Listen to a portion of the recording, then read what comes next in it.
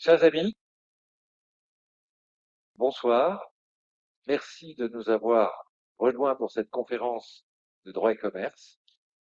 Je voudrais d'abord présenter au nom de l'association tous mes vœux au président du tribunal des activités économiques. Le président n'a pas changé, mais le tribunal a bougé. Et présenter mes vœux au professeur Bandero, qui nous fait l'amitié de nous donner cette conférence ce soir.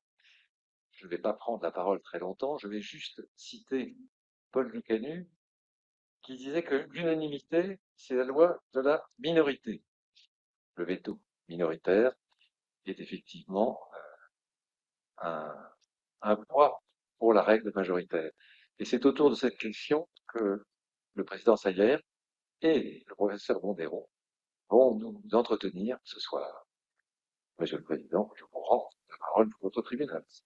Cher maître, monsieur le président de l'association Droit et Commerce, à mon tour de vous présenter tous les vœux du tribunal, de son président et de tous ses juges au succès de votre association, censée, et à vous tous ici réunis, euh, moins d'une semaine après une audience solennelle qui nous a permis d'avoir la présence du garde des Sceaux, chose qui n'arrive pas si souvent dans ces murs, dont nous étions particulièrement satisfaits.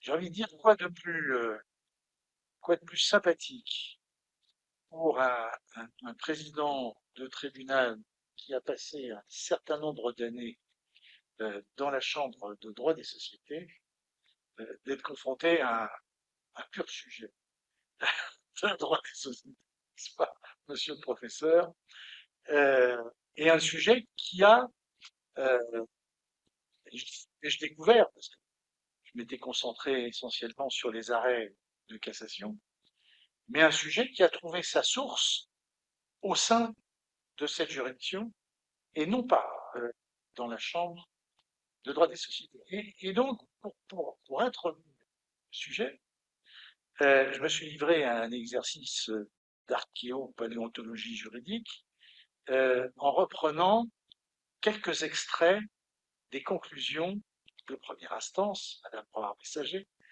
euh, des demandeurs et des défendeurs. Ça va être assez court, je vous rassure. Monsieur K s'associe à la demande de nullité de la délibération du 22 octobre 2015, car l'article 17 des statuts de l'ASS La Vierge, qui prévoit les règles de majorité, ne permettant pas à une minorité de l'emporter sur la majorité, devra être réécrit ou déclaré nul par le tribunal de séance.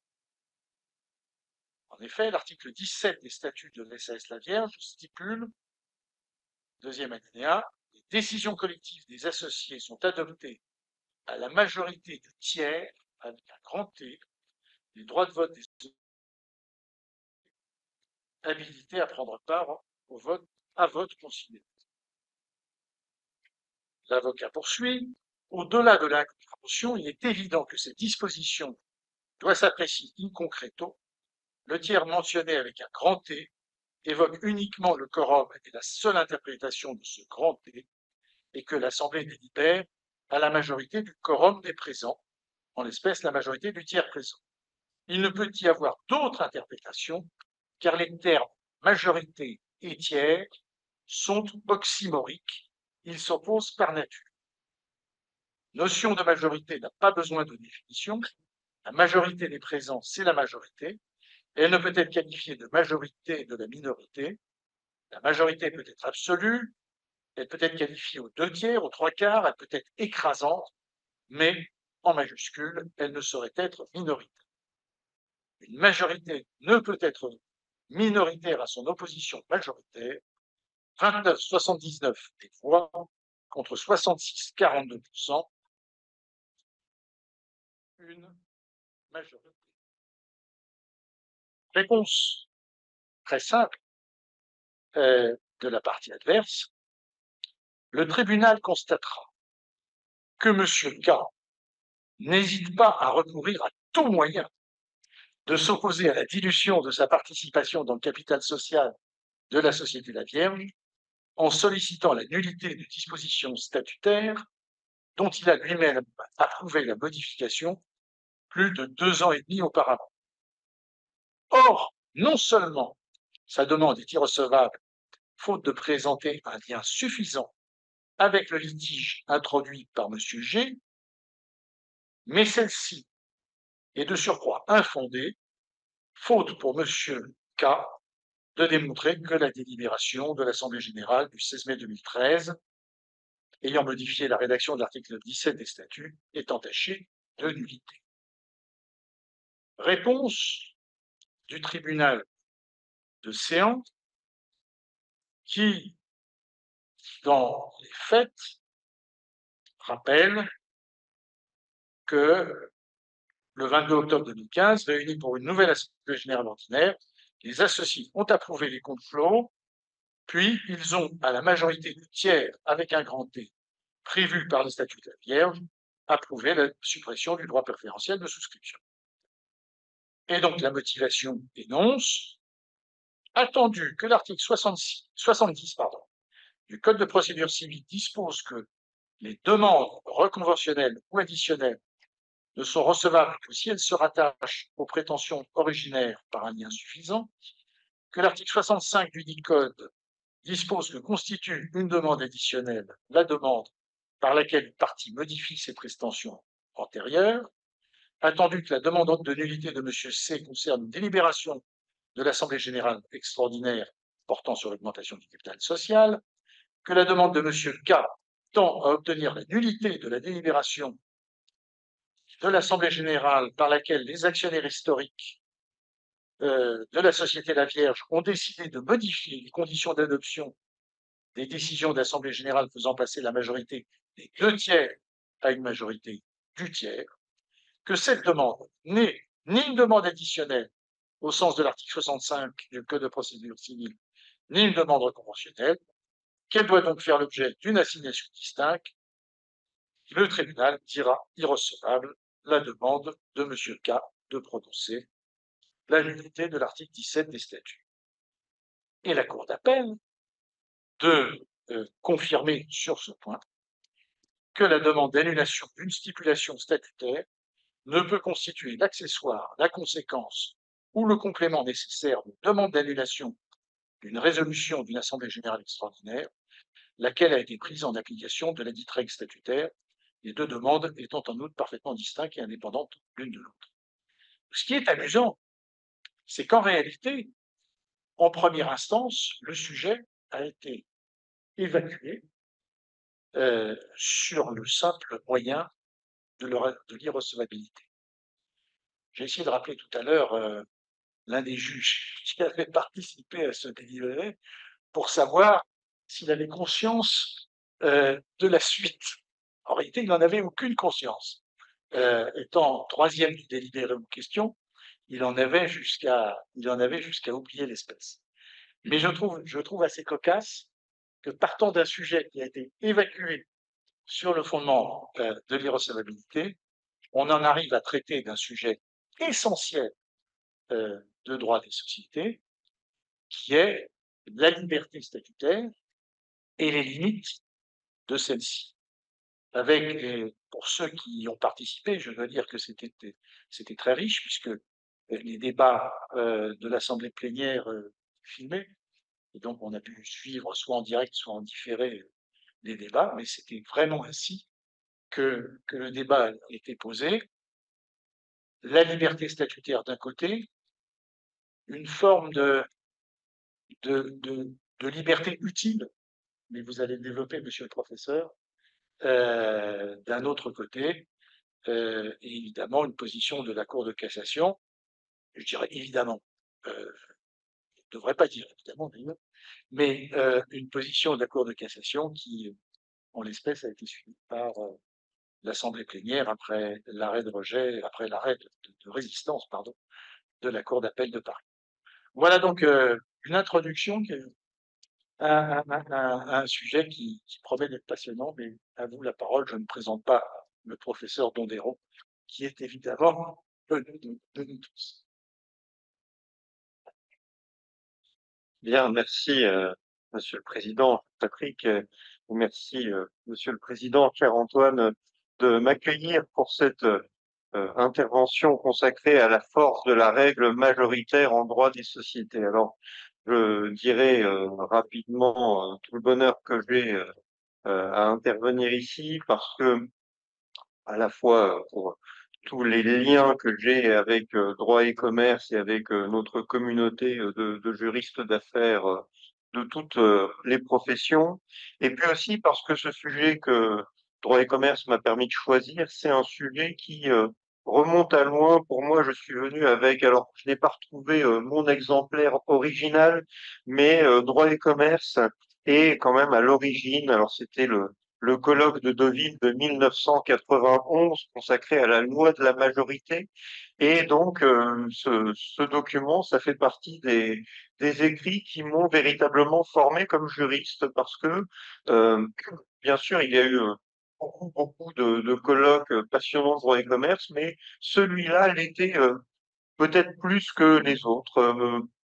Notamment parce que je m'en suis beaucoup servi lorsque j'ai écrit ma thèse et je connaissais vraiment non pas le sujet que je connais toujours assez mal finalement, mais cet écrit-là de droit et commerce, je le connaissais particulièrement. Alors, j'ai choisi ce thème bien évidemment parce que au moment de le choisir, on attendait cet arrêt d'assemblée plénière qui posait des questions fondamentales. Et c'est vrai que le droit des sociétés a cette caractéristique de continuer à poser des questions fondamentales. On pourrait se dire que bien évidemment, on a résolu cette question depuis longtemps. Est-ce qu'on peut prendre des décisions à la, entre guillemets, majorité du tiers?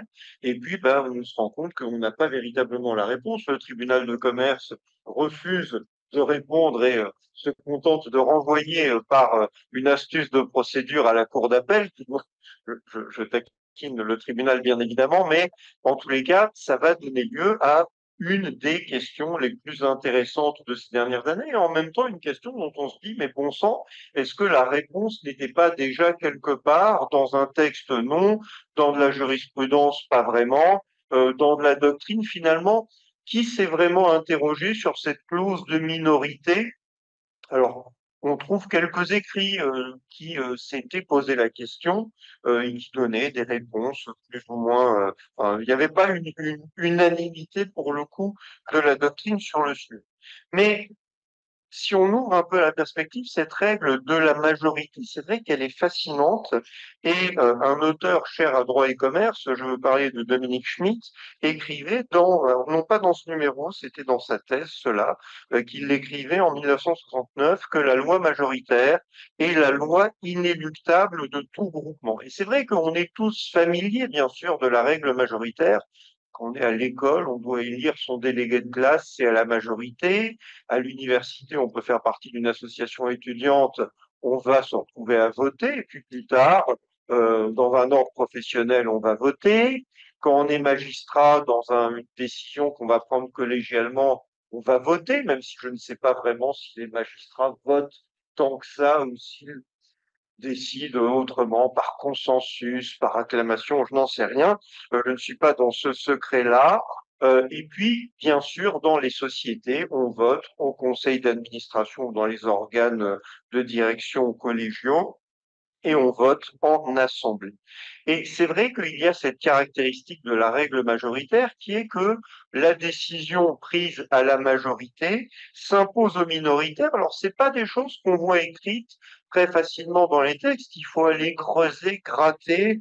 J'avais trouvé un décret-loi du 30 octobre 1935 qui le disait clairement, sur les assemblées d'obligataires, la majorité a le pouvoir de prendre des résolutions qui s'imposent à tous les obligataires, même aux absents, dissidents ou incapables. Donc c'est ça la majorité, c'est que même si vous n'êtes pas d'accord, vous devez subir la décision de la majorité. Vous êtes même finalement réputé, je ne crois pas qu'on puisse parler de fiction juridique, mais vous êtes réputé avoir pris cette décision qui peut-être vous répugne parce que c'est votre révocation à vous, dirigeant, ou c'est quelque chose qui vous déplaît fortement. C'est vrai que lorsque l'unanimité est requise, on n'avance pas tant que tout le monde ne dit pas oui. C'était la citation de Paul Le Camus que tu évoquais, Antoine. Et finalement, on peut dire aussi, de manière peut-être plus positive, que c'est une forme de principe de précaution, mais finalement, c'est un principe d'immobilisme. Euh, on pourrait reprendre, et c'était toujours dans ce numéro de 1991, François Terré qui écrivait que le principe d'unanimité est un principe même de faiblesse. Alors, c'est des mots assez forts, mais c'est vrai qu'on comprend bien que c'est un avantage très précieux de pouvoir prendre les décisions. Tant pis pour les minoritaires qui s'opposent, on peut avancer quand même. À défaut, c'est vrai que l'action du groupement est à la merci de la moindre réticence, de la moindre opposition, de la moindre hésitation. Mais, et c'est ça l'utilité de ce type de rencontre, on peut prendre un petit peu de temps pour réfléchir un peu quel est le fondement de la règle majoritaire et quelle est la portée de la règle majoritaire. Alors, je vais essayer de répondre à quelques questions. C'est vrai que on parle alors qu'il y a encore l'écho de cet arrêt d'assemblée plénière pour que tout le monde ait les idées claires sur le sujet. Arrêt du 15 novembre 2024, la Cour de cassation juge qu'une décision collective d'associés ne peut être retenue pour adopter que si elle rassemble en sa faveur le plus grand nombre de voix, et elle ajoute toute autre règle conduirait à considérer que la collectivité des associés peut adopter, lors d'un même scrutin, deux décisions contraires. Donc c'était cette clause qui disait qu'on pouvait prendre les décisions à la majorité du tiers. C'est pas une majorité, mais dès lors qu'un tiers était d'accord, était pour, on pouvait prendre la décision. Et l'inquiétude de la Cour, c'était qu'un tiers pouvait dire oui, deux tiers pouvaient dire non, et tant pis, on avançait quand même. Voilà, c'est quelque chose qui a gêné la Cour de cassation et plusieurs commentateurs ont dit le bon sens imposait que la majorité l'emporte, la minorité ne pouvait pas prévaloir. Mais première question que je voudrais poser ici, c'est quel est le fondement de cette règle majoritaire? Et c'est une question que j'avais déjà abordée dans ma thèse consacrée au groupement sans personnalité morale. Je vais y revenir ici, mais rapidement, je vous rassure.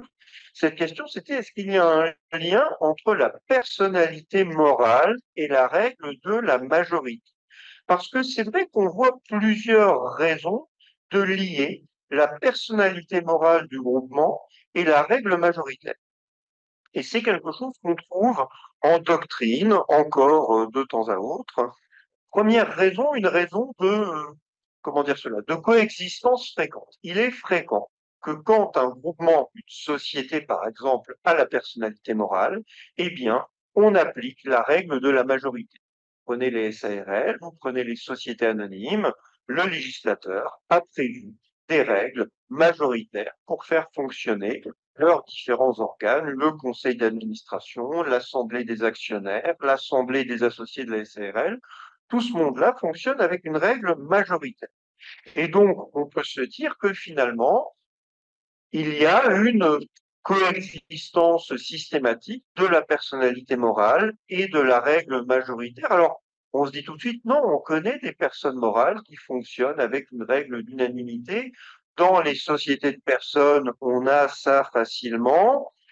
Quand on va creuser un peu dans des groupements voisins, les associations, par exemple, la loi ne dit rien, mais je retrouvais une réponse ministérielle très étonnante de 1979 qui nous dit que même quand les statuts de l'association n'ont rien dit, par application du droit commun des sociétés, c'est la règle majoritaire qui s'applique.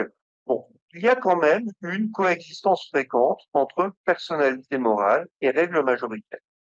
Cette coexistence, au-delà de la constater, on peut trouver un certain nombre d'écrits qui lui trouvent une explication. C'est que cette majorité, c'est la volonté collective de la personne morale qui s'exprime. Alors c'est assez séduisant comme idée de dire une personne morale, finalement c'est une personne, le droit nous le dit, et donc à un moment elle parle, elle explique qu'elle a sa volonté propre, et elle expliquerait ça par l'application de la majorité. Alors, si on va chercher dans les auteurs anciens et prestigieux, on trouve Thaler qui écrivait que parler de majorité, c'est sous-entendre un être collectif.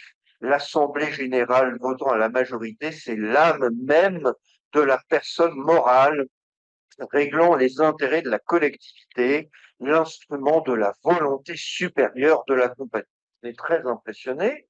On se dit, oui, l'âme de la société, elle parle par la voix de cette majorité, mais finalement, on trouve plus récent, toujours dans ce numéro du colloque de droit et commerce, ce numéro de la revue de jurisprudence commerciale, le professeur François Terré citait Henri Lévy-Bruhl, qui liait également, grand juriste également, le principe majoritaire implique que le groupement a une existence propre et on voit, je simplifie un peu son propos, qu'il s'oppose à la volonté de certains de ses membres, c'est donc qu'il vit, puisqu'il peut avoir une volonté contraire à celle de certains de ses membres. Et il peut leur imposer des choses, et parce que c'est une personne morale, il peut aller en justice, leur imposer ces choses. On se dit, ça a l'air séduisant, mais quelque part, on sent bien que lier la volonté et la règle majoritaire, on a un petit doute quand même, parce qu'on se dit, mais finalement, ça n'est jamais que la volonté des membres du groupement. Ils s'opposent entre eux sur certains points, mais est-ce que vraiment c'est parce que le groupement serait une personne que sa volonté s'opposerait à certains de ses membres? Le fait que la majorité réunisse des fois certains, des fois d'autres, des fois on est dans la majorité, des fois on n'y est pas. Est-ce que vraiment on arrive à dire que le mouvement a une volonté propre? Ça me fait penser un peu à l'intelligence artificielle, finalement. La machine dit des choses, elle parle, elle existe, elle est vivante, mais finalement, elle ne dit jamais que ce qu'on a mis dedans, mais finalement, l'opinion majoritaire du groupement, ça n'est jamais que l'opinion de certains de ses membres contre d'autres. Et puis, si on veut aller chercher la contre-épreuve, on pourra dire que on a parfois la règle majoritaire dans des groupements qui n'ont pas la personnalité morale. Mais on va y revenir. C'est vrai qu'on voit d'autres notions qui nous troublent, l'intérêt social, l'institution, tout ça, ça flirte pas mal avec la règle majoritaire. L'idée que c'est parce que la société a un intérêt supérieur, qu'elle doit imposer sa volonté à certains de ses membres. On a un peu de mal à combattre ces arguments. Ils nous séduisent assez, il faut dire. Et c'est vrai que toute la jurisprudence sur l'abus du droit de vote, ça lie vraiment la règle majoritaire et l'intérêt de la société. Donc, on se dit finalement, tout ça colle assez bien, personnalité morale, règle majoritaire. Et si on veut aller toujours dans les fondements de la personnalité morale, on enseigne aux étudiants des choses qui sont c'est des choses qui ont plus une portée pratique très grande, mais on leur parle de la réalité technique de la personne, de la personnalité morale. C'est le pouvoir reconnu au juge, je le dis parce que peut-être que le tribunal de commerce, pardon, le tribunal des activités économiques, pourrait trouver intérêt à donner la personnalité morale à telle ou telle entité, telle ou telle collectivité, tel ou tel groupement, et il pourrait le faire en utilisant cet arrêt assez ancien désormais de la Cour de cassation du 28 janvier 1954, où la Cour de cassation avait dit que même si la loi ne reconnaissait pas à un groupement la personnalité morale, le juge pouvait la reconnaître dès lors que ce groupement avait une possibilité d'expression collective pour la défense d'intérêts licites. Et cette possibilité d'expression collective, eh bien, on se dit que la règle majoritaire, c'est une possibilité d'expression collective. Et voilà comment on arrive finalement à lier, une fois encore, la règle majoritaire et la personnalité morale. Donc on se dit que assez fréquemment, eh bien, une personne morale peut prendre ses décisions à la majorité. On se dit qu'il y a cette théorie de la réalité technique. On finit par croire que règle majoritaire et personnalité morale, c'est lié. Et puis on se rend compte que non, en réalité. On se rend compte que non, pourquoi? Pour faire simple, déjà parce qu'on se rend compte que il y a un certain nombre de groupements qui n'ont pas la personnalité morale et qui arrivent quand même à utiliser la règle majoritaire. On peut prendre la société en participation, mais on peut se dire oui, mais c'est une société, et puis la loi renvoie au texte sur la SNC, sur la société civile. Donc finalement, est-ce que c'est pas toujours le législateur qui donne les cartes et qui fait que la règle majoritaire peut jouer. Alors, on est dans un truc qui n'est pas du tout une société, mais qui est à côté de la société et qui est le pacte d'actionnaires ou le pacte d'associés. Est-ce qu'on peut prendre les décisions dans un pacte d'actionnaires à la majorité? C'est pas évident. J'ai trouvé des auteurs, alors c'est des auteurs amis, Alain Bourré, Thierry Jaconnet, qui écrivent en 2008 quelles sont les conditions de modification du pacte d'associés? Les statuts sont modifiés dans les conditions prévues par les AGE. Un pacte, normalement, écrivent-ils, ne peut être modifié qu'à l'unanimité. L'opposition est-elle aussi radicale? Oui pour certains auteurs, non pour d'autres auteurs qui considèrent que les partis peuvent à l'unanimité convenir des modalités de la modification de leur engagement, et ils écrivent cette dernière thèse, qui permettrait de modifier les pactes à la majorité, se heurte toutefois à de fortes objections et ne semble guère retenir les favorables qui pensaient qu'on pouvait modifier un pacte à la majorité. Il y a une note de bas de page, bien c'est votre modeste serviteur qui avait écrit que, à mon avis, on devait pouvoir modifier un pacte à la majorité si on avait convenu dans le pacte que la règle majoritaire pouvait jouer. Ça peut sembler une position trop libérale de dire ça. Et un certain nombre d'auteurs, c'est cela qu'ils citent, pensent que ça va trop loin de dire dans un contrat qu'on convient que certains membres du contrat, réunissant la majorité, peuvent décider de changer les conditions alors que d'autres ne sont pas d'accord. Mais c'est un point important de la présentation, c'est que je pensais il y a longtemps, je continue à le penser, que la règle majoritaire, c'est un élément d'organisation d'un groupement.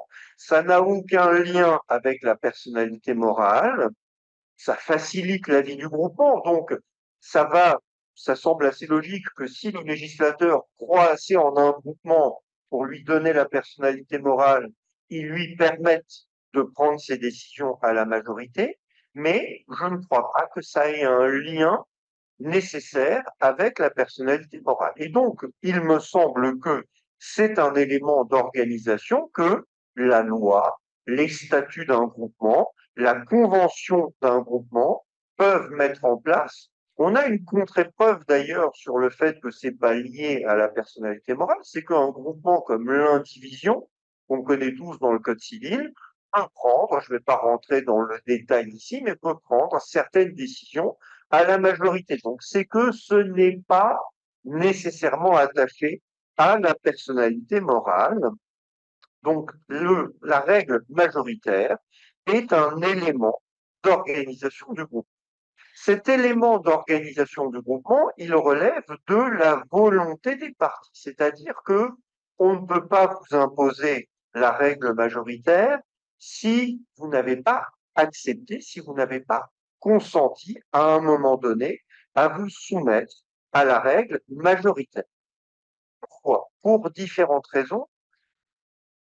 Une raison, c'est déjà que la majorité, ça demande une organisation, je l'ai dit, mais ça demande d'avoir mis en place cette organisation. L'unanimité, elle a un grand avantage, c'est que on peut l'appliquer sans avoir besoin de prévoir comment on convoque, quel quorum, quelle majorité. L'unanimité, c'est la règle qui s'applique par défaut. Tant qu'on n'a pas convenu d'une autre organisation, on peut décider qu'on ne bouge pas tant que nous ne sommes pas tous d'accord pour avancer. La majorité, ça demande une certaine élaboration. Ça témoigne, pour reprendre un auteur, ça témoigne d'un certain affinement de la vie en commun. Il faut donc mettre en place une organisation. Comment est-ce qu'on peut mettre en place cette organisation? Je répète qu'il faut y avoir consenti, il faut avoir accepté la règle majoritaire. On peut citer là encore Dominique Schmitt qui disait l'associé a échangé sa souveraineté dans la société sur le bien objet de son accord contre l'obligation de se soumettre et l'espoir d'un gain meilleur. L'idée, c'est qu'on rentre dans une organisation, on accepte d'abandonner une partie de ses prérogatives sur les biens qu'on a apportés à la société, mais on espère que les choses vont avancer de manière plus dynamique et que du coup, eh bien, on prendra plus de risques peut-être, on contrôlera moins, mais on pourra recevoir plus de bénéfices que si on était resté tout seul. Alors, c'est vrai que d'un point de vue de droit des contrats, on peut se demander si la règle majoritaire, elle respecte vraiment le consentement de ceux qui s'y soumettent. Parce que si j'accepte que la majorité puisse avancer même quand je m'oppose, peut-être qu'elle va prendre des décisions que je n'ai pas prévues. Est-ce que j'ai vraiment consenti aux décisions que prendra? Est-ce qu'il y a un objet à mon consentement, enfin un contenu, comme dit le Code civil aujourd'hui? Est-ce qu'il y a un objet certain à mon consentement? Certains auteurs ont estimé que non, mais en réalité, il me semble que ce consentement à me soumettre à la majorité, il est cadré, il est déterminé, parce que je ne consens pas n'importe quand, n'importe comment. Je consens dans le cadre du groupement, dans le cadre de l'objet social du groupement. Je n'ai abandonné mes prérogatives à la majorité que certaines décisions dans une certaine mesure, dans une certaine limite. Donc il me semble qu'on n'a pas véritablement ce problème de contenu certain au consentement à ce que les décisions soient prises à la majorité. Est-ce que maintenant on pourrait admettre, alors qu'on a commencé notre groupement avec une règle d'unanimité, est-ce qu'on pourrait admettre que on modifie cette règle d'unanimité autrement qu'à l'unanimité? C'est-à-dire, est-ce que la majorité pourrait venir étendre son champ? Alors, c'est une question qu'on risque d'avoir dans les 1 600 et quelques SAS qui existent aujourd'hui, parce que comme vous le savez, et c'est une discussion qu'on avait avec Arlette Martin-Serre juste avant le début de cette conférence, il y a cette armada gigantesque de SAS qui ont été choisis par tout le monde, y compris parfois sur des choix, enfin sur des critères dont on peut se demander quelle était la raison véritable du choix de la SS. Le chiffre exact, c'est au 5 janvier, 1 644 434 SAS, première forme de société commerciale en France, juste devant la SARL, mais qui continue à croître à une allure phénoménale. Et donc, on a ces sociétés qui ont des statuts sans doute pas toujours rédigés avec une rigueur incroyable. Mais dans ces statuts, on a des décisions pour lesquelles il est écrit qu'on les prend à l'unanimité, et on a assez souvent écrit qu'on peut modifier les statuts à la majorité des 2/3, des 3/4, ou pourquoi pas à la majorité simple. Question, est-ce que la clause qui dit qu'on prend telle décision à l'unanimité, est-ce que la majorité qui modifie les statuts peut venir modifier cette clause qui demandait l'unanimité pour dire que désormais, c'est la majorité simple des 2/3, des 3/4 qui s'amène? C'est une vraie et belle question. On a envie de dire, ben non, le bon sens, c'est que la majorité ne peut pas défaire l'unanimité. Il faudrait l'unanimité pour remettre en cause cette même unanimité. Ça peut se discuter si on a dit que les statuts pouvaient être modifiés à une majorité donnée. Encore une fois, est-ce que c'est trop libéral de dire ça? Moi, j'ai envie de donner effet à cette règle claire que les partis ont donnée. Mais on a un arrêt de la Cour de cassation de 1995 sur le GIE qui considère qu'il faudrait interpréter parce que c'est pas clair dans ce cas-là, il y a une contradiction et cet arrêt rejette le pourvoi formé contre l'arrêt d'appel qui avait fait primer dans ce cas-là l'exigence de l'unanimité. Mais c'est une question qui risque de se poser de manière répétée. Question qui se pose également quand on a mis en place une règle majoritaire, jusqu'où peut-elle aller? Est-ce qu'elle peut introduire de nouvelles obligations pour les associés? Le Code civil nous répond clairement non, nous dit qu'il faut, pour augmenter les engagements individuels des associés, il faut le consentement de chacun. C'est assez redoutable comme question parce que est-ce qu'il faut le consentement de chacun, est-ce qu'il faut l'unanimité pour augmenter les engagements ou est-ce qu'il faut que le consentement de celui dont on augmente les engagements? En clair, est-ce que je peux augmenter les engagements de ceux qui veulent bien ou est-ce que pour augmenter les engagements, il faut forcément que tout le monde soit d'accord et on ne peut augmenter que les engagements de tous nécessairement? C'est des questions pas évidentes et on est toujours un peu gêné parce qu'on est pris entre finalement deux valeurs importantes. C'est d'un côté, on n'a pas envie d'imposer des obligations auxquelles on n'a pas consenti, et en même temps, on n'a pas envie d'avoir des sociétés qui ne peuvent pas avancer parce que il y en a un qui bloque, et avant qu'on puisse faire reconnaître un abus de minorité, on se dit que la société aura disparu. Donc voilà, on en est là et on a ces questions délicates de jusqu'où est-ce qu'on peut aller pour introduire la règle majoritaire. C'est des questions très récentes, très actuelles. 10 juillet 2024, la Chambre commerciale de la Cour de cassation affronte la délicate question des actions de préférence dans les SAS. Est-ce qu'on peut modifier à la majorité les droits attachés aux actions de préférence, mais à la majorité de tous les associés, c'est-à-dire y compris les porteurs d'actions de préférence, mais qui ont peut-être pas du tout la minorité de blocage pour empêcher qu'on modifie leurs droits. Et la Cour de cassation va dire oh là, facilite, et elle va aller chercher le droit des contrats en disant que si on n'a pas prévu, en gros, de mécanisme d'assemblée spéciale de ces porteurs d'actions de préférence, il faut aller recueillir leur consentement individuel.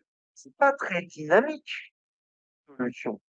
Ça veut dire que dans beaucoup de SAS qui ont émis des actions de préférence, pour modifier les droits attachés à ces actions, ben, c'est vraiment pas évident. Bon, très bien, on en prend acte, mais finalement, comment est-ce qu'on peut faire? Parce que dans beaucoup de cas, on va se rendre compte que on est bloqué parce qu'on a mis en place une règle majoritaire, mais on l'a pas bien mise en place. Et là, on se tourne vers les juges nombreux qui sont présents ici. C'est est-ce que le juge, si on lui tend la main pour qu'il vienne aider le groupement à débloquer la situation, est-ce que le juge va accepter cela? C'est-à-dire, est-ce que le juge doit venir euh, aider, faire fonctionner une règle majoritaire un peu défaillante? Il y a plein de groupements où on a écrit qu'on pouvait prendre les décisions à la majorité, mais on n'a pas dit à la majorité de quoi. Est-ce que c'est par tête? Est-ce que c'est en droit de vote, en action, en part? Est-ce que, dans ce cas-là, est-ce que si on n'a pas dit, est-ce qu'il faut considérer qu'on s'arrête là? Ben, la règle fonctionne pas. Ou est-ce que le juge va accepter de venir débloquer la situation en disant qu'il va interpréter ou en disant qu'il va finalement nommer un mandataire judiciaire pour venir dire ce qui doit être, quelle doit être la règle à appliquer? Euh, voilà, enfin, sincèrement, c'est une interrogation que j'ai qui est, est-ce que le juge doit dire la règle des parties, la règle majoritaire des parties n'est pas opérationnelle, finalement, les parties n'ont pas suffisamment fait leur travail, ben tant pis, leur règle ne marche pas, ou est-ce que le juge va oser dire que, eh bien, je vais aider, les parties ont voulu une règle majoritaire, mais finalement, elle n'est pas parfaite, elle n'est pas parfaitement opérationnelle. Moi, je prends sur moi pour venir aider les parties. On retrouve toutes les interrogations sur le fait que le juge pourrait être vu comme un élément exogène de la société. Est-ce qu'il n'est pas en train de se mêler d'affaires qui ne sont pas les siennes en venant faire ça? Tant pis pour les parties qui ont mal rédigé leur statut. Et en même temps, leur intention première, c'était quand même la règle majoritaire. Enfin, encore une fois, c'est pas évident de dire quelle doit être, jusqu'où le juge peut aller. J'imagine que ça peut être commode pour la Cour de cassation, par exemple, de dire, oh là là, pouvoir souverain des juges du fond, débrouillez-vous, et finalement, je ne veux pas en entendre parler. Une fois qu'on s'est posé ces questions de règles majoritaires et de nécessaire consentement des parties au fonctionnement de la règle majoritaire, on peut encore faire quelques observations sur jusqu'où est-ce que cette règle majoritaire doit aller. C'est-à-dire que même quand on a prévu clairement une règle majoritaire dans les statuts, dans la loi, est-ce qu'elle peut permettre de tout modifier?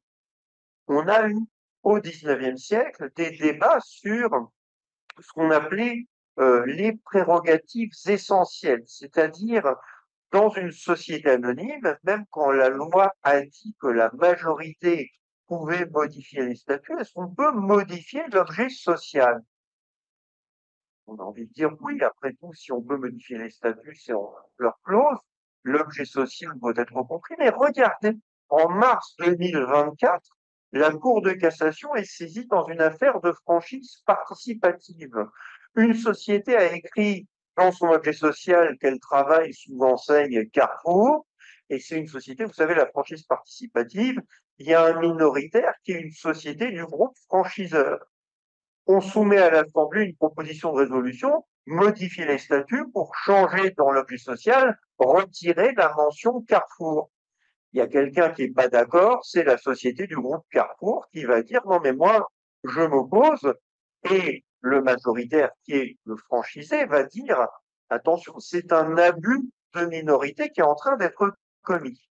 La société du groupe Carrefour se défend en disant que la raison d'être de la société, c'est son objet social, et qu'on ne peut pas le modifier autrement que si tous les associés sont d'accord.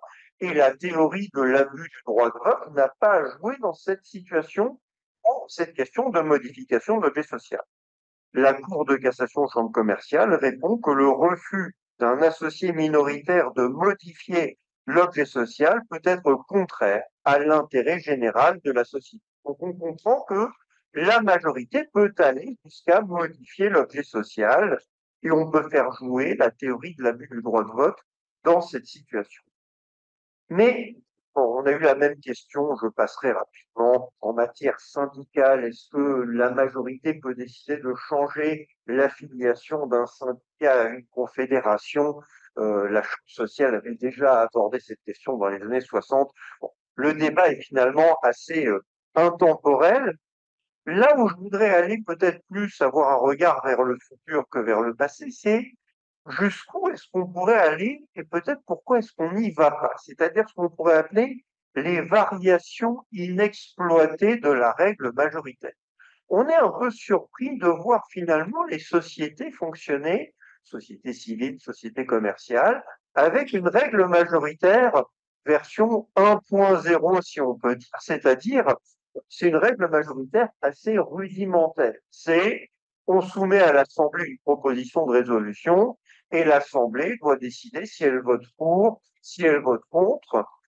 Se pose la question de l'abstention, très importante. Est-ce que l'abstention c'est assimilé à un vote négatif ou est-ce qu'on sort ceux qui s'abstiennent, est-ce qu'on les sort du collège des votants et est-ce que finalement, vous savez que c'est ce qu'on a fait dans la société anonyme, avant 2019, l'abstention s'était assimilée à un vote négatif. Depuis 2019, l'abstention, elle est neutralisée, c'est-à-dire que sur un collège de votants, tous ceux qui s'abstiennent, on les écarte et du coup, on ne regarde plus que ceux qui votent. Et ceux qui votent, ça veut dire qu'une très grande société anonyme pourrait prendre une décision avec un actionnaire, avec un droit de vote, qui vote pour, tout le reste s'abstient, alors qu'avant 2019, tout le monde s'abstenait, c'était assimilé à un vote négatif, la décision était rejetée. Mais au-delà de cette question d'abstention, une interrogation que j'ai, c'est pourquoi est-ce que dans les SAS, où on peut tout faire dans les statuts, pourquoi est-ce qu'on ne met pas en place, par exemple, des systèmes de vote à la majorité relative? On pourrait dire que on a 3 candidats pour être président. Un candidat qui retient 40% des votants, un autre 30% et un autre 30%. Pourquoi est-ce qu'on ne dirait pas que on va soumettre les 3 candidatures à l'Assemblée et celui qui arrive en tête, même s'il n'a pas la majorité absolue, eh bien, il est élu.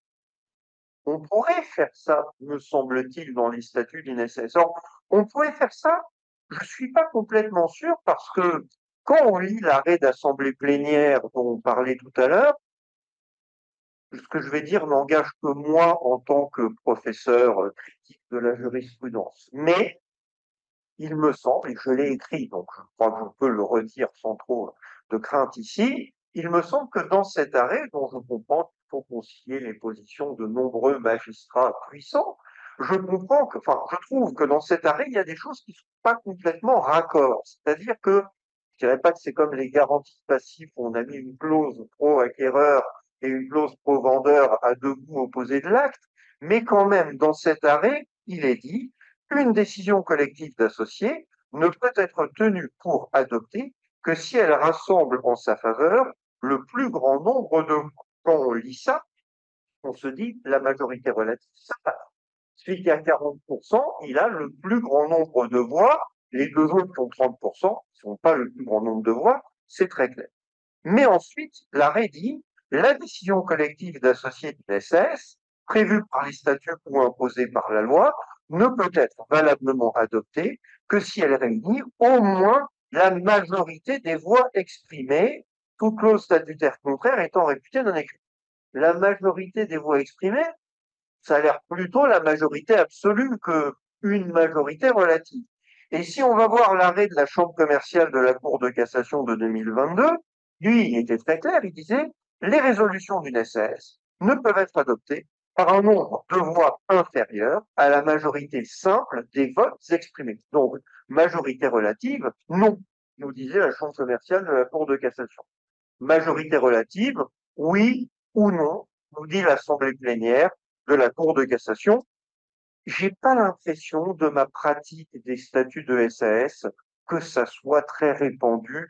Les clauses de minorité, j'en avais jamais vu.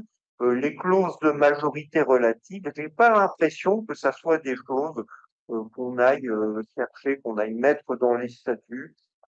Je peux comprendre que, imaginons qu'on prenne la décision, le candidat Antoine 40%, le candidat Patrick 30%, le candidat Bruno 1%, Antoine est élu à la majorité relative et ceux qui avaient voté pour Patrick et pour Bruno sont déçus et ils vont immédiatement révoquer Antoine. Alors ensuite, on va tout de suite renommer un président. Cette fois-là, les majorités changent.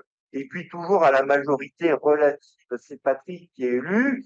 Mais cette fois-là, ceux qui avaient voté pour Antoine reviennent à la charge et révoquent Patrick. Et ça peut comme ça durer indéfiniment. Et donc les juges n'ont peut-être pas envie d'avoir tous les jours des sociétés ingérables parce qu'on n'arrive pas à garder un président plus de quelques minutes avec la théorie des incidents de séance qui plus est.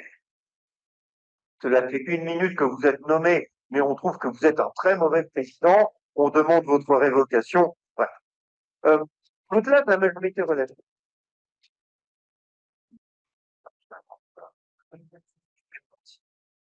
Dernière chose que l'on pourrait envisager dans des statuts modernes, on pourrait envisager un système de vote pondéré.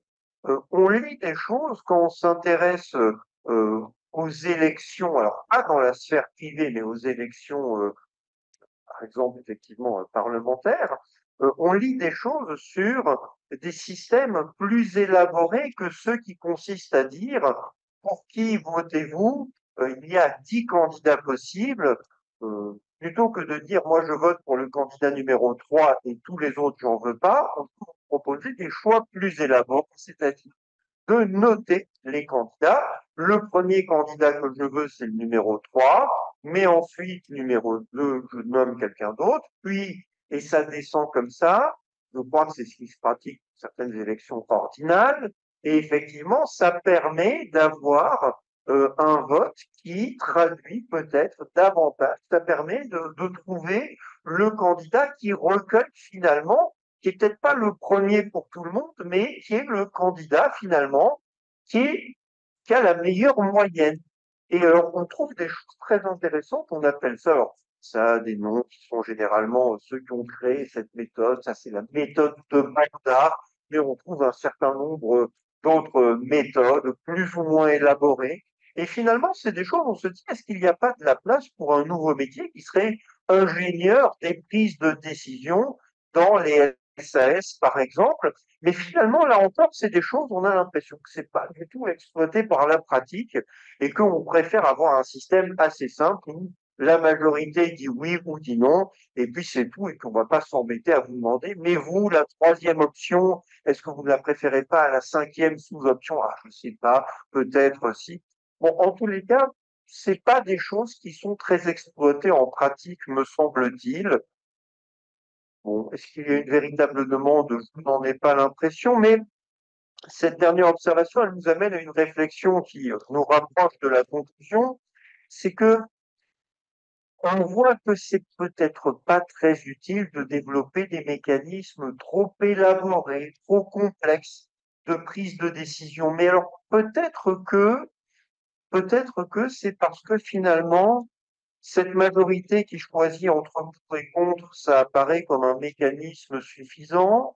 Peut-être que l'assemblée des associés, que le juriste théoricien imagine facilement comme une agora où il y a de grands débats, où on prend la parole de manière enflammée.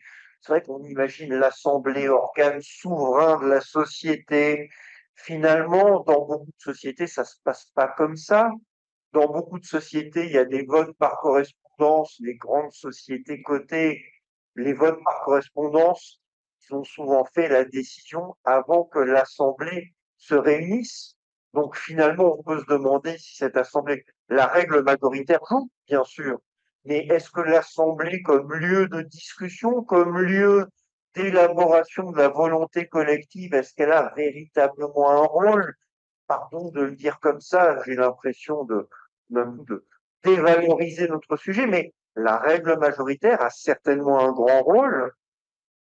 L'Assemblée en tant que lieu de production, d'élaboration de la décision collective, elle en a peut-être pas un si grand que ça de rôle, et c'est vrai que les dernières évolutions législatives, la loi attractivité sur le vote par correspondance, la montée en puissance de la consultation écrite, peut-être du vote à distance également, tout cela, ça semble accentuer ce mouvement. On va vers moins de délibération, moins d'échanges. Est-ce que c'est une bonne chose? Peut-être pas, parce que finalement, cette rencontre des associés qui finit effectivement par se trancher par l'application de la règle majoritaire, eh bien, elle permet des échanges qui sont sans doute précieux pour la vie de la société, mais rassurons-nous, la règle majoritaire, ça demeure bien un concept fondamental de la vie des affaires, et si elle comporte encore quelques mystères, on peut penser qu'elle a atteint aujourd'hui une maturité technique qui convient aux sociétés qui l'utilisent, et finalement, c'est sans doute la plus grande des satisfactions. Merci beaucoup.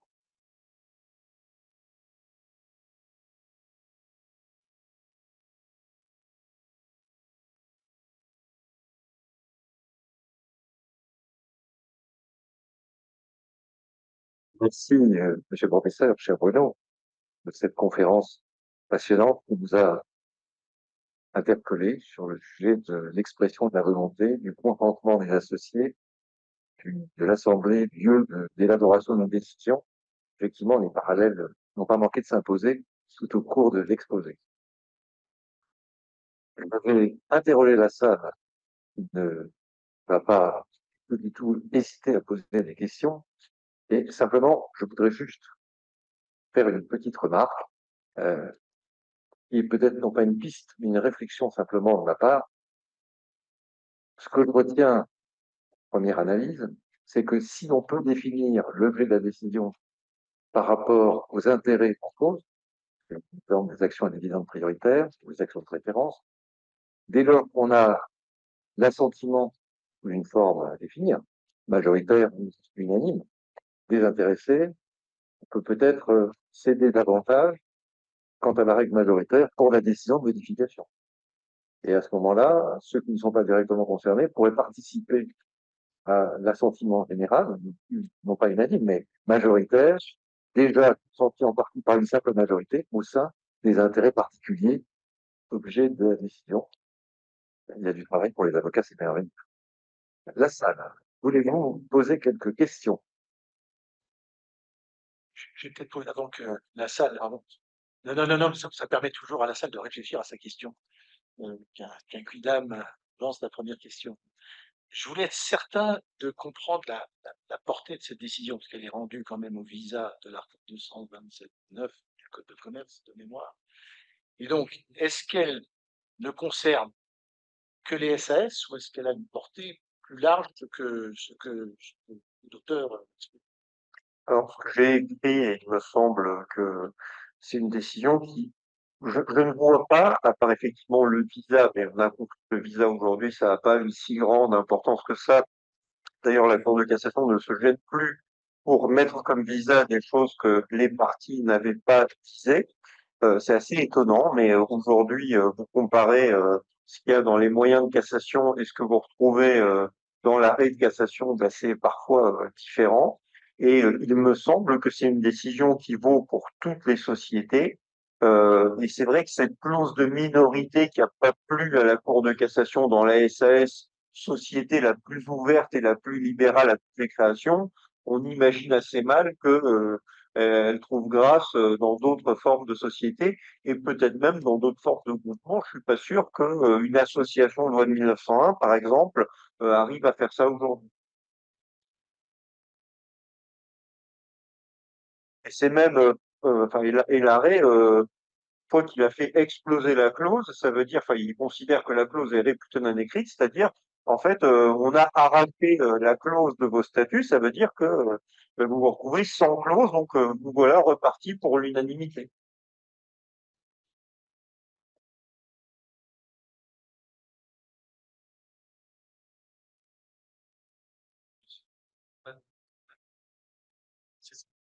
Les personnes qui sont en potentiel puissent vous entendre. Et vous allumez le micro, je vous prie. peut-être appuyer sur le bouton si c'est vrai. Allô, allô? Bien. Bonsoir. Je suis très heureux de ce soir et notamment de rencontrer monsieur le professeur Bonneron. En tant qu'étudiant en droit, je vous ai vu depuis la F2 et j'aime beaucoup ce que vous écrivez. Et je suis très heureux de vous rencontrer au président. Ah, pardon, pas plus tard. J'avais une question. En termes de droit, monsieur le professeur, est-ce que vous pensez que la décision de l'Assemblée plénière est fondée ou pas? Parce que la décision de l'Assemblée plénière est fondée en droit, elle est fondée en logique parce que effectivement, il y a un côté bon sens. C'est vrai que c'est étonnant de dire qu'une décision est prise par les associés, mais finalement, même si la majorité est contre, ben, on s'en fiche de la majorité et on considère que dès lors qu'on atteint un certain seuil de minorité, un certain seuil significatif, la décision est prise. Maintenant, il me semble que il y a plein de décisions qui existent en droit des sociétés où on admet que dès lors que 5%, 10% des associés veulent quelque chose, on peut prendre telle décision. Donc, il faut pas que ça passe par une décision collective. Mais ce que dit la Cour de cassation, on peut l'entendre, c'est que si vous mettez en place un mécanisme de décision collective, vous pouvez pas dire que la minorité triomphe sur la majorité. Donc, de ce point de vue-là, oui, c'est fondé. Est-ce que je peux vous soumettre mon analyse? Soumettez-nous votre analyse. En fait, moi, je rédige mon mémoire justement sur le principe majoritaire en droit des sociétés. Et je suis allé lire les travaux préparatoires de la loi de 94 sur la SAS. Il y a un monsieur qui s'appelle Monsieur Dupont, qui était député, membre de la commission des lois du peuple. Et dans les travaux préparatoires, lui, sa volonté, c'est vraiment de faire de la SAS quelque chose de vraiment liberté contractuelle. Et il dit notamment que, selon lui, le problème des cordes sociales de l'État, c'est que, euh, par exemple, si la SARL est une faite, parce que dans la SARL, on est obligé de respecter la règle de majorité. Et à chaque fois qu'il va exposer les différents motifs qui l'amènent à adapter la SAS, il prêche un peu pour une liberté contractuelle. Et moi, en tant qu'étudiant, je me suis dit, quand on a un doute sur une disposition législative, Marc, pardon, quand on a un doute, on va voir les principes préparatoires du législateur. Et justement, en lisant ces travaux, ce qui ressort de ce que dit ce monsieur, c'est que il était en faveur d'une règle de la minorité, c'était possible. Et il a fait passer un amendement qui a supprimé dans le texte initial une condition de majorité absolue. Et moi, ça m'étonne un peu de voir que, par exemple, le rapport de Mme Grandjean, que j'ai trouvé extrêmement bien rédigé, passe très rapidement dessus et elle dit en substance que c'est pour faciliter la réunion des associés, etc. Qu'est-ce que vous en pensez? Ouais, moi, ce que j'en pense surtout, c'est vrai que dans les travaux parlementaires, vous avez tout à fait raison, je leur dis, parce que je sais pas si c'était audible par toute la salle, mais dans les travaux parlementaires, vous avez absolument raison de relever que il y avait une référence à la règle majoritaire qui a été supprimée.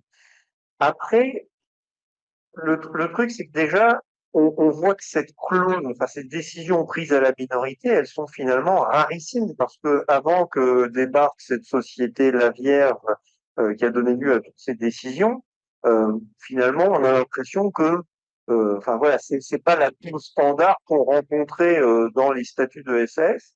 Après, encore une fois, il me semble que l'idée, c'est de dire, vous pouvez pas faire un mécanisme de décision collective si vous dites la minorité peut l'emporter sur la majorité. Mais par contre, vous pouvez faire plein de choses dans la SF du type, vous pouvez dire que telle décision est prise par la société dès lors qu'elle est voulue par 10% des associés, mais dans ce cas-là, on est d'accord que c'est pas une décision collective, il n'y a pas de réunion des associés qui participent tous à la décision, mais vous pouvez mettre des mécanismes avec des seuils qui prennent des décisions, et c'est ce que la Cour d'appel de Paris, d'ailleurs, avait dit, et sa solution était, euh, me semblait-il, enfin, se tenait. Donc, là,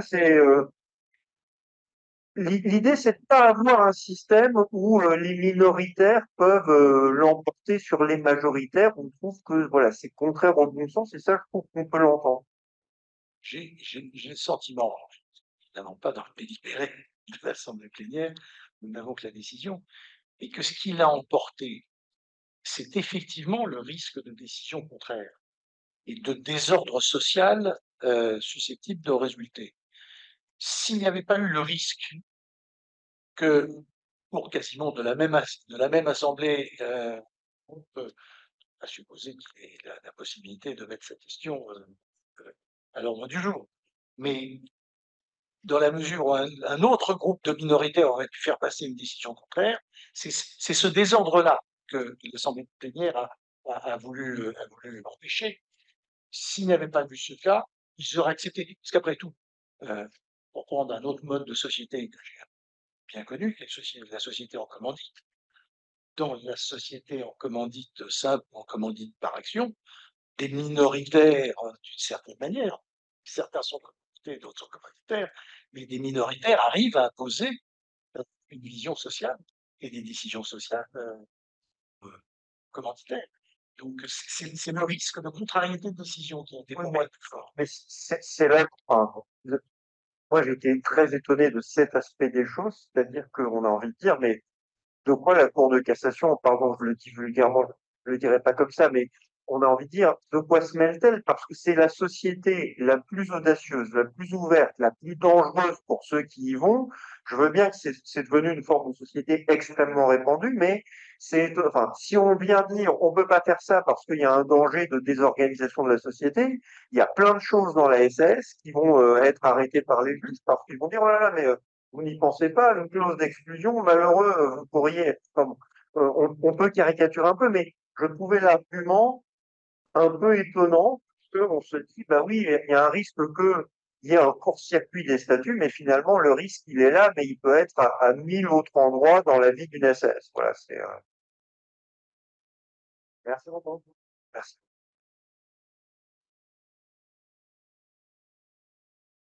Question à distance. Est-il possible d'avoir accès à la thèse du professeur Dandéo?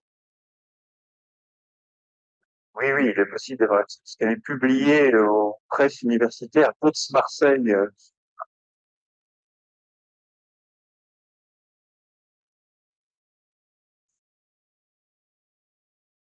Sur les bibliothèques de droit, en fait,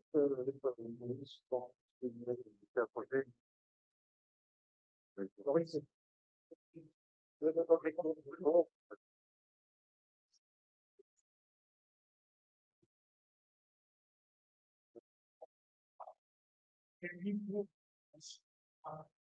Oui, c'est une remarque amusante, c'est une référence au paradoxe de Condorcet. Est-ce que les juristes nous posent cette question?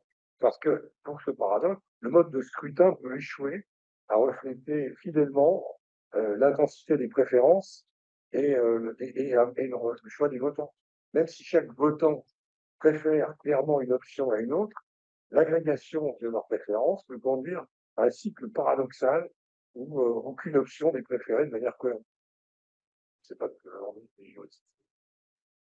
Alors, effectivement, oui, quand on lit des choses sur, oui, voilà, c'est quand on lit des choses, alors c'est un peu comme le droit américain. Dès qu'il y a des noms propres et qu'on les connaît pas, c'est bien dangereux. Mais effectivement, le paradoxe de Condorcet, c'est l'idée que, enfin, la méthode de Condorcet, par opposition à cette méthode de Vordat, c'est l'idée que vous ayez une élection où vous notez un seul candidat, donc vous votez pour un candidat et pour aucun autre, et est admis le résultat qui a plus de la majorité. Mais que se passe-t-il si cette majorité absolue n'est pas recueillie? Je dirais que le droit des sociétés a su trouver des méthodes pour éviter ça, parce que, par exemple, quand on vous dit que l'abstention est décomptée ou n'est plus comptée comme vote négatif, il me semble que ça vient permettre plus facilement de prendre des décisions. Et du coup, ce paradoxe de Condorcet, je pense qu'on peut ne pas le rencontrer en droit des sociétés. Mais il y a vraiment un bel article à écrire sur précisément, alors il faut le lire beaucoup pour écrire peu, mais cette transposition au droit des sociétés de toutes ces questions sur les élections de la vie publique, il y a de beaux écrits à faire et en même temps le petit danger que, la pratique vous dise c'est bien sympa, mais moi je m'en fiche, du moment que j'ai la majorité, moi je passe, et puis paradoxe de Condorcet ou pas, peu importe. Et puis en même temps, le risque aussi que finalement, on vienne assez, enfin, on soit dans une frontière entre le droit des sociétés et le droit constitutionnel ou le droit parlementaire, et que finalement, on soit assez peu vu quand on est en train de marcher sur cette ligne de crête. Mais c'est des questions passionnantes parce que, on se dit, le droit privé, finalement, c'est assez peu intéressé à ces techniques de vote et ces techniques de prise de décision. Et c'est très intéressant.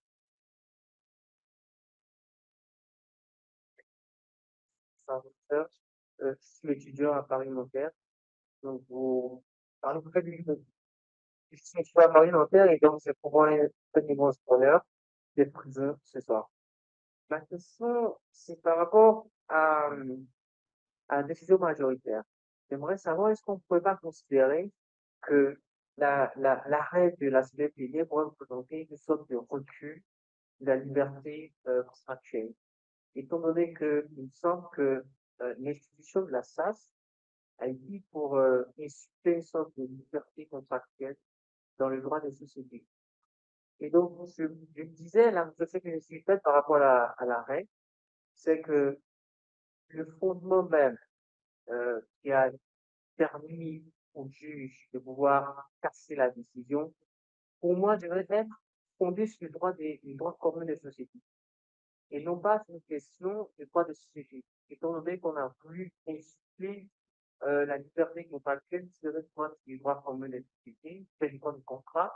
Et donc, on ne pourrait plus, à mon avis, se baser sur des questions qui seraient purement droit sociétaire. Et donc, lorsque je suis président, vous avez parlé de droit social, ça m'a vraiment parlé de ce là, ça peut être une sorte d'exception qui pourrait justifier la décision à la majorité de reposer ainsi peut-être une mauvaise monde à leur sujet.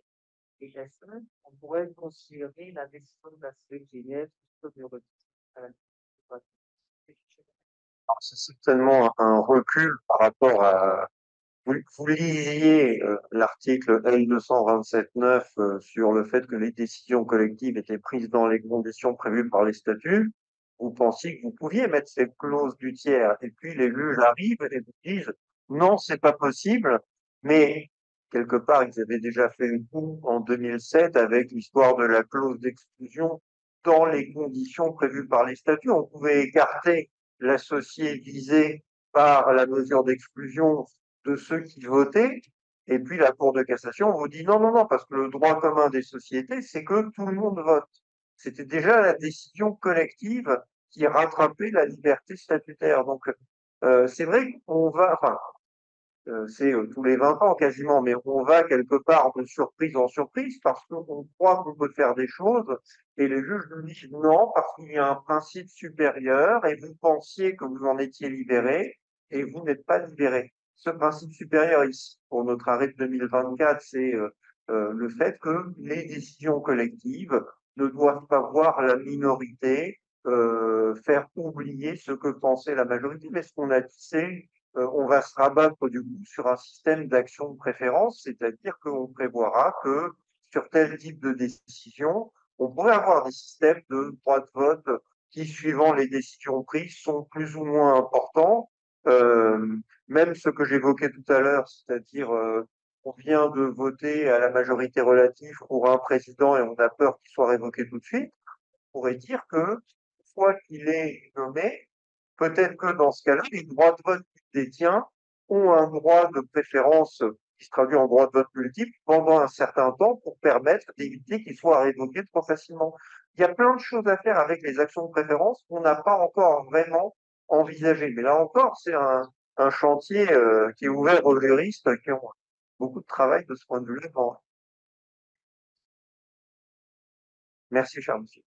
Il y a une question corollaire de la vôtre, monsieur, qui est de savoir si la liberté contractuelle, elle ne permet pas de déroger aux règles qui intéressent l'ordre public. Est-ce que l'utilité, et là il y a une fonction d'utilité des statuts, est-ce que cette utilité des statuts, elle touche à une exception élargie de l'ordre public?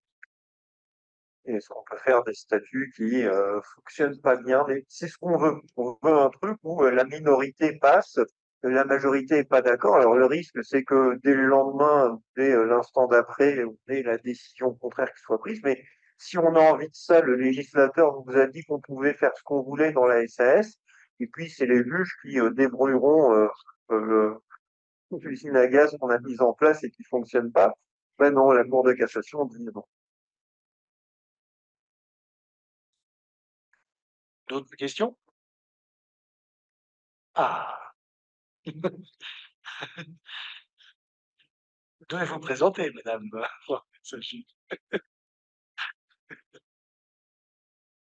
Isabelle Rohan. Question, monsieur le professeur. Question, monsieur le professeur. Donc, voilà. Faut vraiment parler. Question, monsieur le professeur Dondero. Est-ce que le droit de veto ne peut pas mettre en échec la loi de la majorité?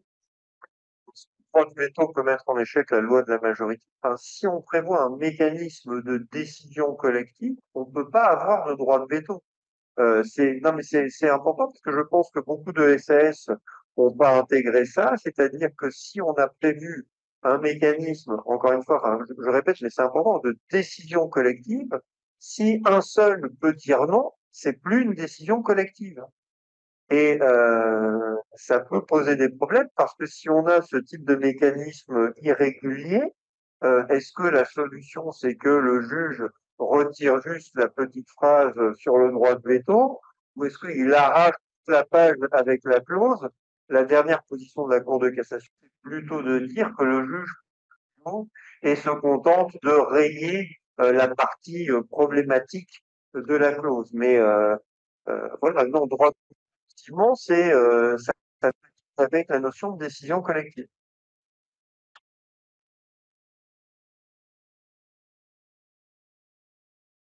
Il y a d'autres questions.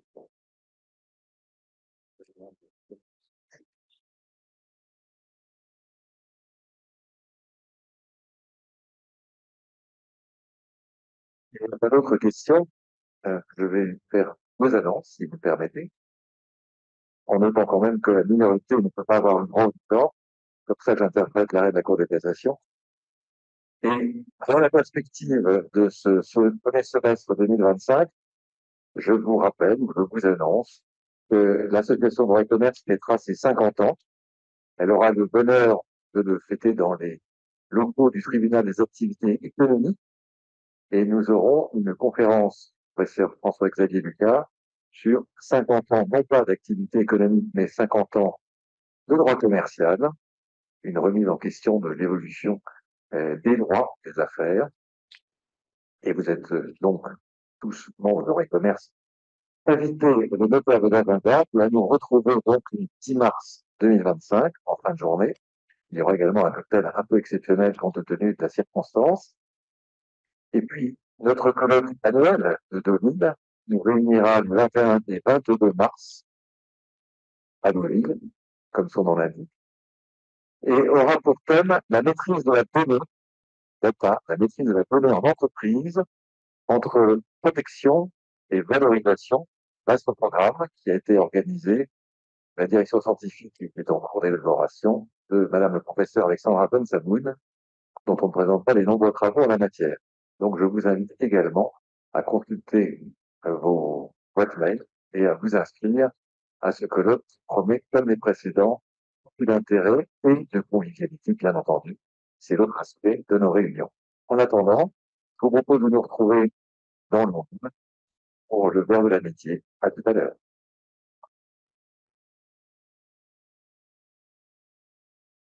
Je vais commencer par ça. Je voulais évidemment remercier le professeur Vendéreux pour cette conférence. Et tout à l'heure, je vais vous faire un petit peu de